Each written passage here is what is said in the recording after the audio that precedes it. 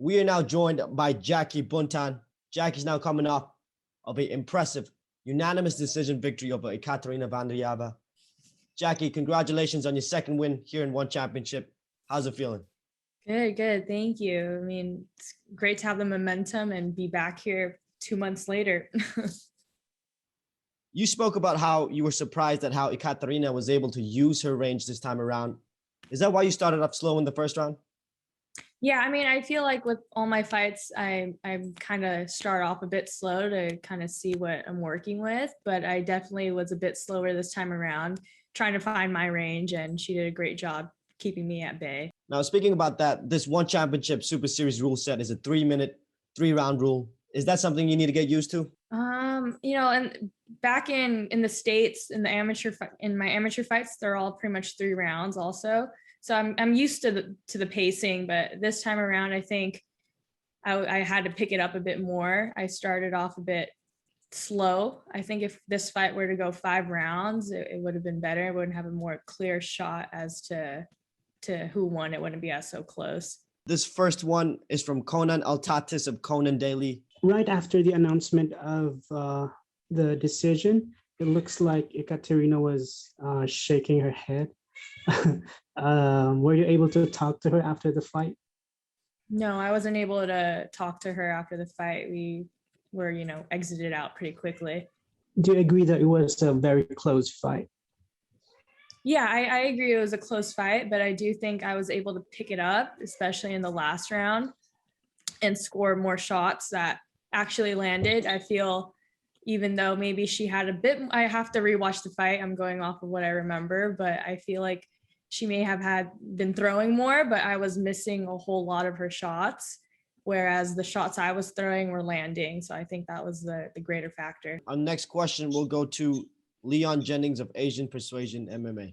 Now the fight's been over with. Was there a little bit of added pressure going into it after such an amazing debut performance? Yeah, I think there was some added pressure, and I think all of that pressure was from me, myself, putting it on myself.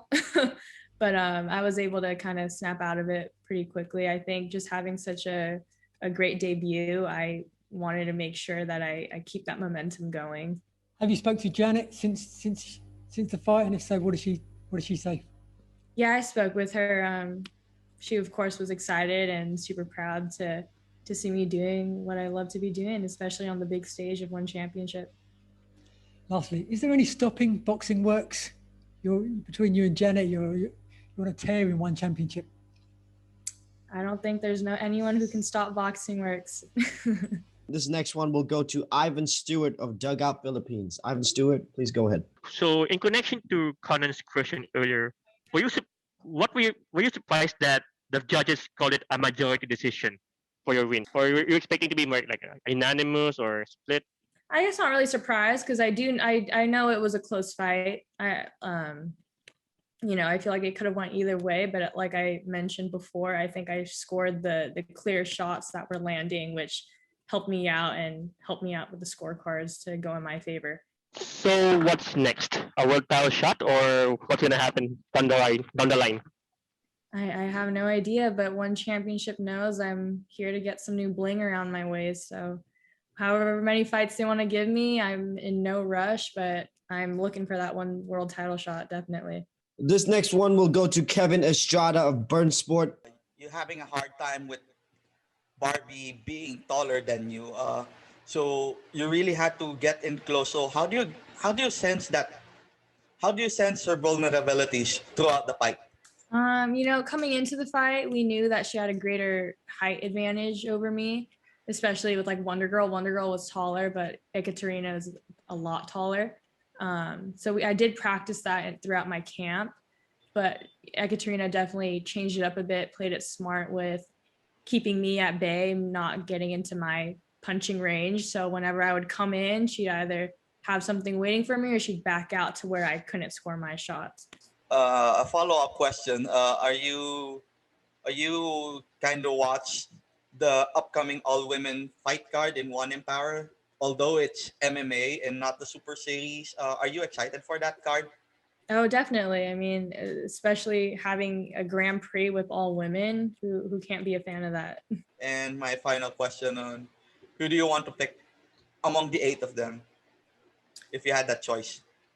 Oh man, that's a good question. I think I'd have to go with Stamp. You know, she looked good her last MMA bout, and I'm a fan of hers, so I'd hope she'd take the win. Jackie, this next one is from Phil Starr. The question is this: you're representing the U.S., but you're also Filipino. Do you see yourself also bannering the Philippines in MMA? How does that part of your heritage motivate you to do well in the circle? I will not be doing MMA, only Muay Thai. But yeah, I mean, I was born and raised in the U.S., which is why I represent the United States. But I'm Filipino. I have Filipino blood in me, and my sisters and parents were all born there. So it feels amazing having the Filipino nation rocking behind me. It feels great. It definitely adds on to my confidence as a fighter. There's a large roster of Filipino mixed martial artists in one championship. Do you follow any of them? I don't follow any of them. I know some of them though, but I know most of them are kind of like the MMA and the MMA game versus like the Super Series. Right. We got this next question from My MMA News. Dylan Bowker, you're up. I'm just kind of curious here with this sophomore effort here, just one where you were able to adapt and make the adjustments. Is that in a way almost more satisfying than the debut effort just because you were able to show the fight IQ and overall ability? I think so. I mean, I can say I was definitely, I think I could say I was definitely more, happy with my performance, my debut, but I was definitely also happy with this performance because like you said, I was able to adjust, even though it was in the later rounds, I was able to adjust and score more and get the win. And also you were referencing aspirations earlier for garnering some gold. I'm curious, has one communicated to you any path towards a world title from here on out at all? They haven't. Like, I know my division's still fairly new, the strawweight division, so I'm not really sure how it's all going to go down, but I think I'm making it clear I'm a serious contender in that division and that, I think I'll be up for a title shot sooner than later, I hope. Jackie, talk to us about the game plan. It seemed to me like you were circling away from the power side and you're trying to get your punches going with your inside leg kick. Yeah, so I have a lot of confidence in my speed and my footwork and power. And we knew coming into this fight, those would be the greater factors. And with her previous bout with Janet, she pretty much threw the same thing as she threw with me in this fight, like that overhand right to left kick. She was throwing a lot of those. So we had to make sure that I wasn't circling or going into that to my left, going into her right hand. But I think that my feints and footwork were able to get her, especially like the second and later rounds. And that kind of helped open up certain shots for me. I was still having trouble finding my range. So I wasn't landing as much volume as I wanted as compared to my last fight, but I was able to adjust and get a little bit more up close towards the end of the rounds. Yeah, talk to us about what your coach told you towards the second and the third rounds. It looked like he told you something and you really picked it up from there. Yeah, he was actually referencing, he was just saying, you got to go Rod Tang on her, Rod Tang style, just like guard up and just go straight in, because it was very close. So I'm a counter fighter, a technical fighter. I don't really do that too much, but I knew that it was a close fight and I had to pick it up. So I pretty much had to listen to him, of course. And it's funny, like, of course he knows what he's talking about, right? So that definitely helped me out, just being able to rush in with my guard up high and score my shots. Your team Boxing Works has found a lot of success recently. Can you talk us through the whole process? When you get an opponent, do you go through film together? And then when you spar, when you train together, do you specify for that one opponent? Yeah, definitely. So like I mentioned before, I don't really like to watch too much tape on my opponents. I just think I'll get too much into my head and overthink. But my coach will probably he'll definitely send us some of their previous bouts. And if we want to watch it, we can watch it. He, of course, watches it all and he comes up with that game plan. And then we work together. We're like, okay, look, he tells us this is what's going to work. I know it's going to work. So we pretty much work that throughout the whole camp and make sure it's coming out and the times it's supposed to come out, especially during sparring. Talk to us about the whole amateur scene in America where you and Janet Chad herself are a big part of. Do you guys still actively help out in that area? Yeah, I mean, as of right now, there's no amateur fights going on in California due to COVID, but they're starting to open up in different states in the US. So a lot of people are able to get work out in the tournaments. And we have one of my teammates, actually, she's competing in an amateur tournament later this week. So we definitely love to always help out the amateur team and other amateur fighters outside of boxing arts, because we were them, before. I got to ask you about your training partner, Janet Todd. You guys seem to be very close. What's next for her? Have you guys talked about it? We haven't talked about it. I know, she's looking for that Muay Thai belt, which I believe, I don't know yet, but I believe she'll be up for that shot soon, given her last win, which was a fantastic win. I don't know if they're going to go through the route of giving her that Muay Thai title shot next or defending her kickboxing belt next, but whatever it is, I know she's going to be ready for it.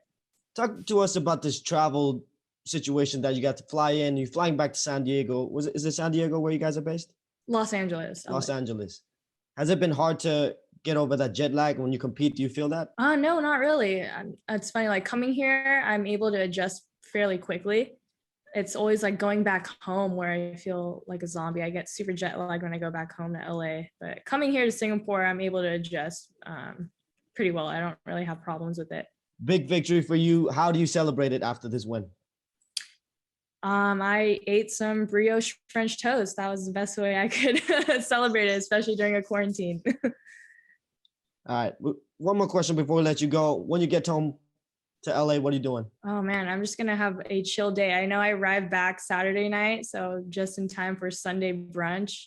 I live by the beach, so I'll be able to walk my dog with my boyfriend and just have a Sunday where I don't have to worry about, my diet or training or recovery. I could just sleep in, eat, and be a homebody. What's the first thing you're gonna eat when you get home? Oh man, being in California, I've been craving tacos. So tacos are definitely the number one thing I'm gonna get when I land back.